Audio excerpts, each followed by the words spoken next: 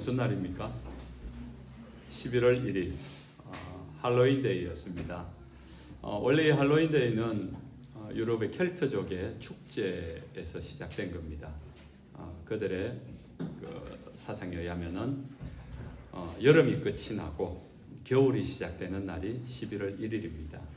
그래서 그날에는 이성과 저성의 문이 열려서 죽었던 모든 영혼 사람들이 이 세상으로 나오는 날, 그 귀신들이 누군가를 데리고 가기 때문에 사람들이 데리고 감을 당하지 않으려고 귀신 분장을 해서 귀신들을 속이는 그런 축제, 그런 행사가 지금까지 할로윈데이로 정해지고 있습니다.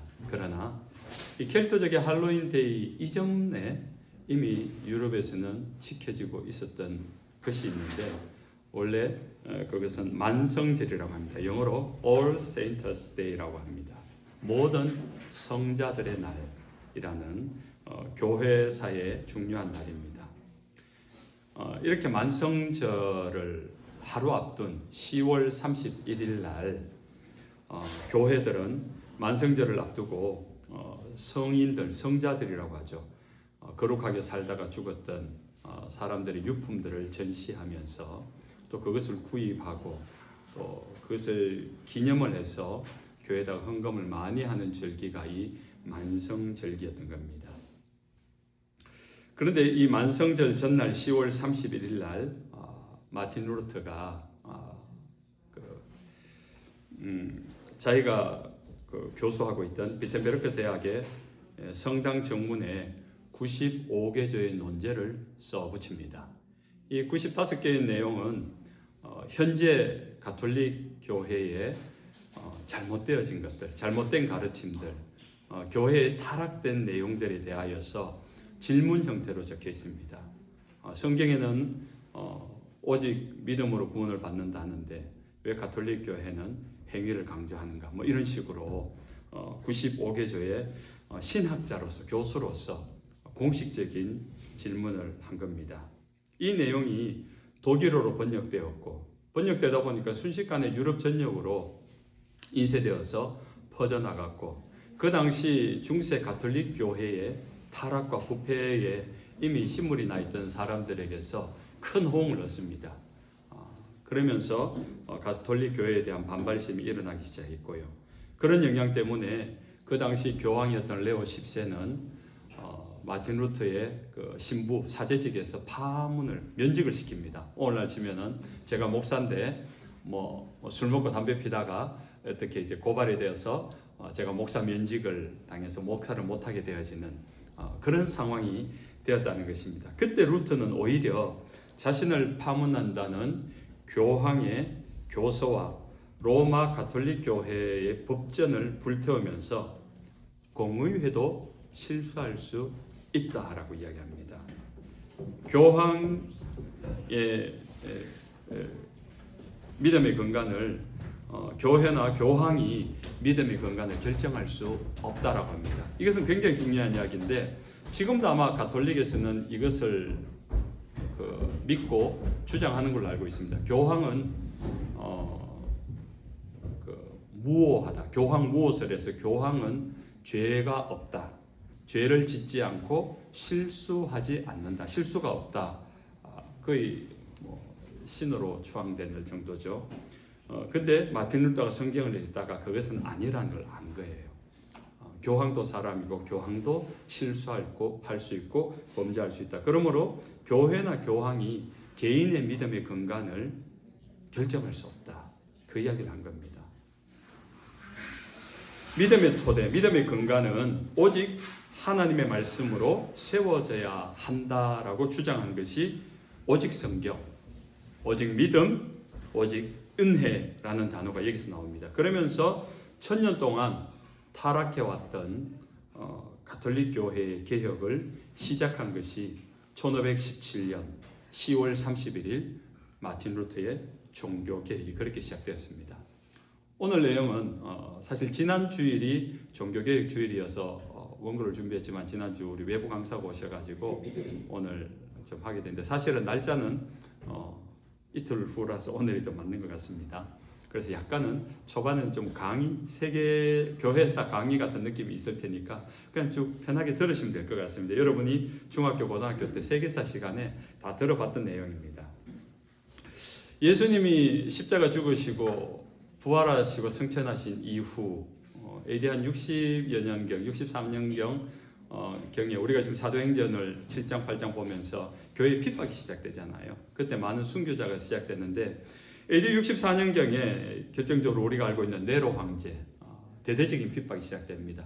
그리스도인들을 잡아서 밤에 가로등불로 사용할 정도로 태워 죽이고 찢어 죽이고 튀겨 죽이고 톱으로 썰어 죽이고 이런 비참한 순환의 시대를 겪는 것이 AD 313년 디오클레티아누스 황제 때까지 약 250년 동안 이 어마어마한 핍박의 시대를 지나가게 됩니다.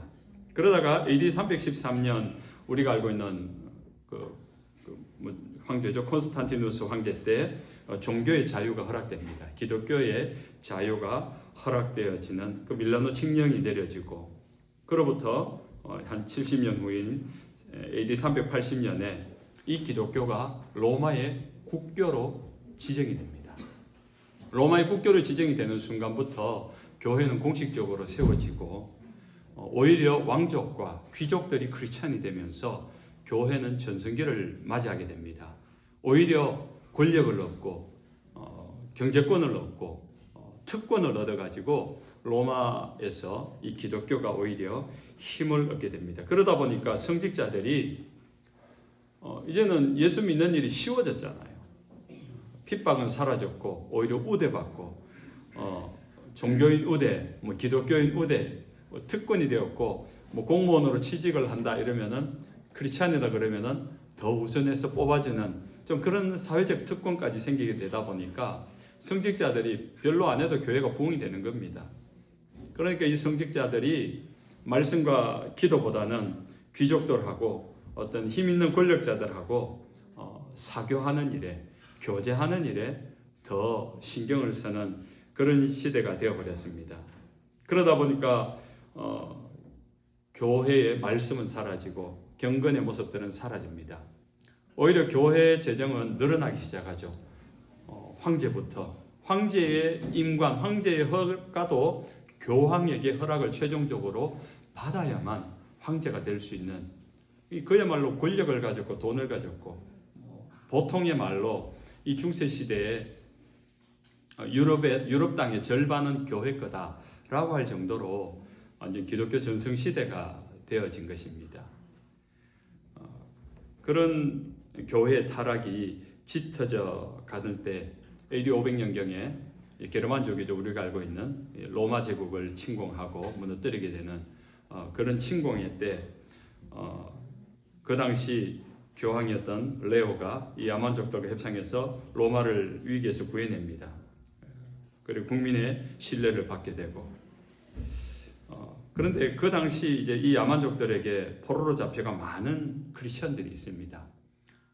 그 야만족들을 잡혀가서 뭐 하겠습니까? 우리가 구약성경에 보면은 바벨론 포로 시절에 유대인들이 그 땅에서 하나님을 예배하고 말씀을 보았던 것처럼 이 게르만족의 야만족들의 켈트족에게 잡혀갔던 이 크리스천들이 그들이 믿는 예수의 복음을 전합니다. 그러니까 오히려 야만족들이 개종을 하기 시작해요. 개종을 하게 되는데 이 야만족들이 결국 나중에 어느 나라가 되는가 하면 프랑스, 영국, 독일 이런 유럽의 우리가 알고 있는 기독교 국가들이 되어지는 배경이 여기서 시작된 겁니다. 그렇게 유럽의 기독교가 확산이 되어지고 AD 9세기경 유럽을 통치하게 된 신성 로마 제국은 교황청이 절대적인 영향 아래 놓이게 됩니다. 기독교가 유럽을 다스리게 된 종교가 국가를 다스리게 된 배경을 말하고 있는 겁니다. 그 타락이 그 권력과 재정의 풍족함이 16세기 초까지 1500년대 초까지 오게 된 겁니다. 그때 교황 레오 10세가 성 베드로 성당 건축에 주력합니다. 지금도 이 성당이 남아 있잖아요. 천문학적 자금이 필요한 일이었는데 유럽 전역에 이 돈을 거두어 들이는 것을 교황이 시작을 합니다.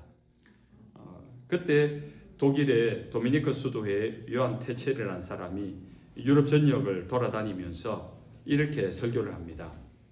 당신이 헌금하는 그 금전이 동전도 아니에요. 금전이에요.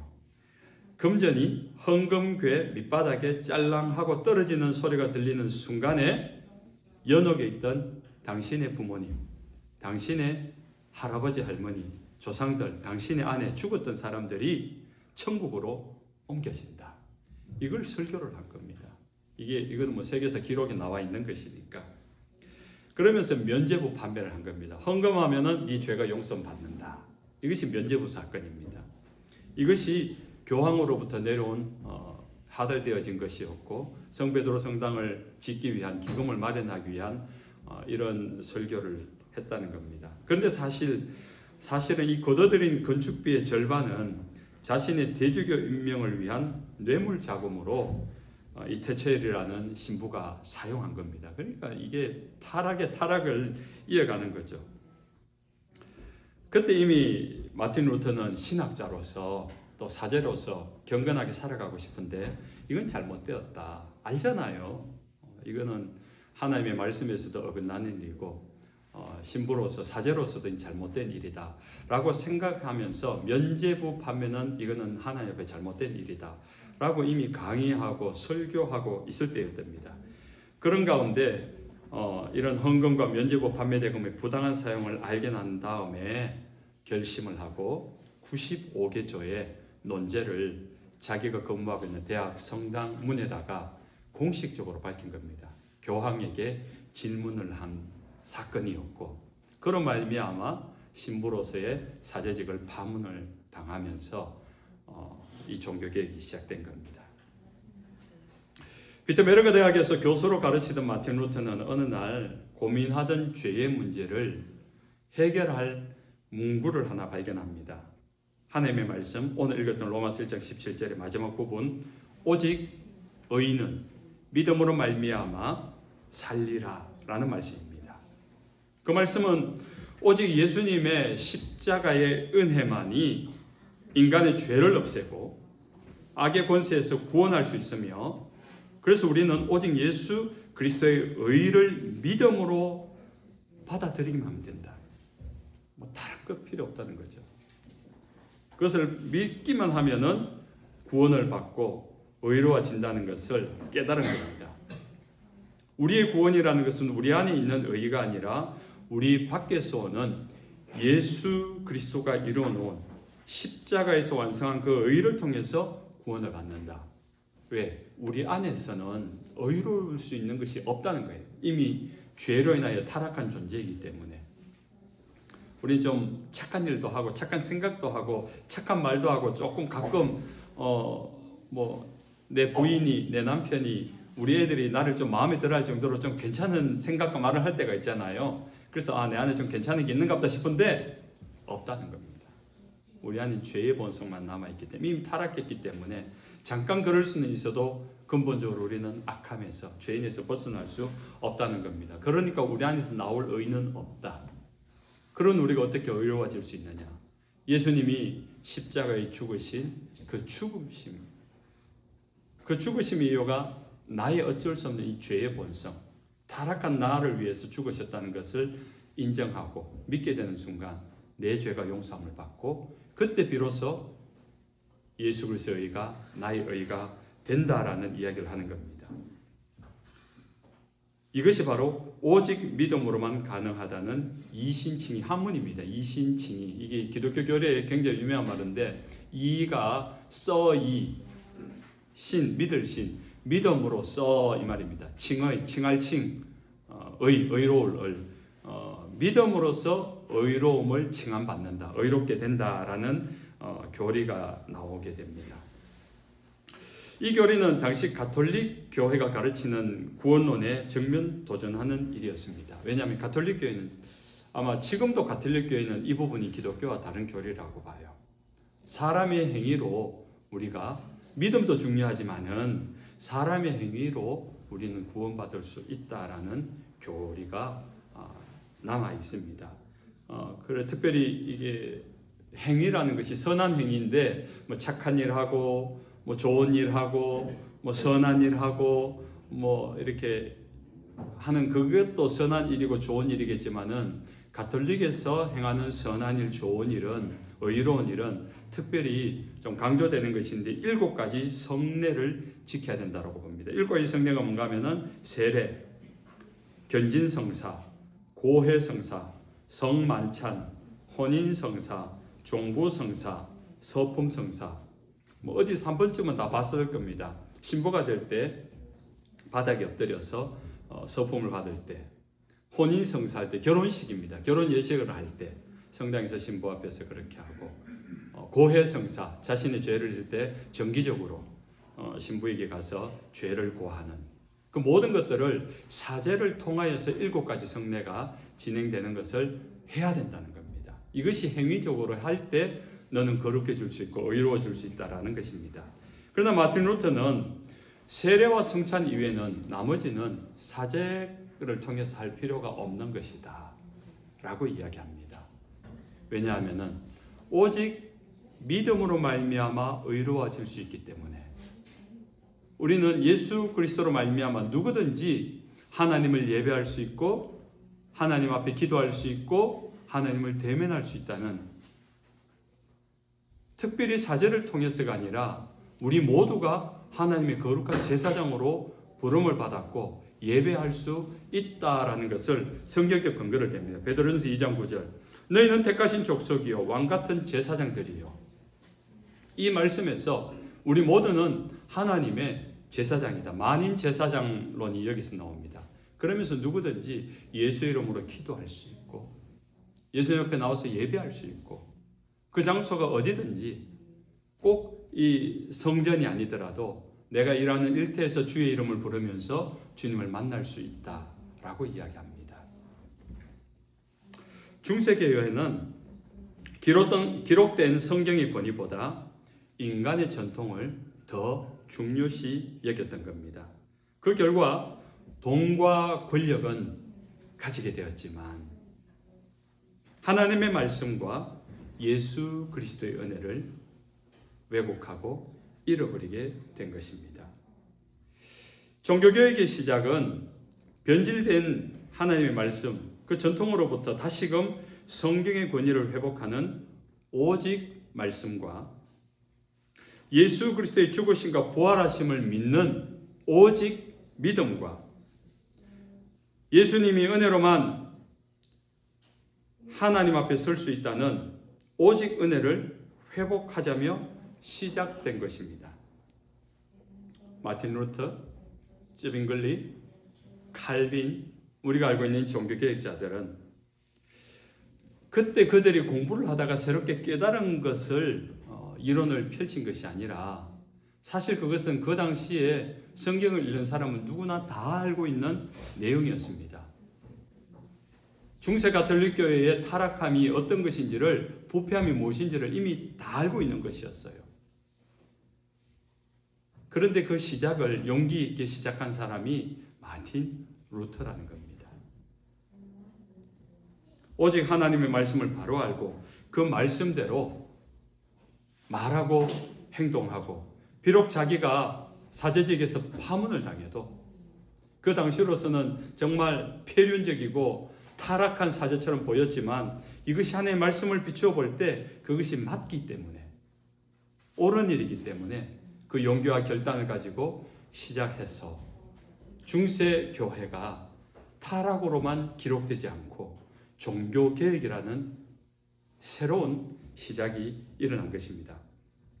이 성경을 기초로 기록한 것이 신앙 고백서이고 교리서인데, 그것이 우리 장로교가 가지고 있는 인정하는 것이 웨스트민스터 신앙 고백서가 있습니다. 그 웨스트민스터 대소교리 문답에 보면 하나님의 말씀이란 무엇입니까? 라는 질문에 이렇게 답합니다.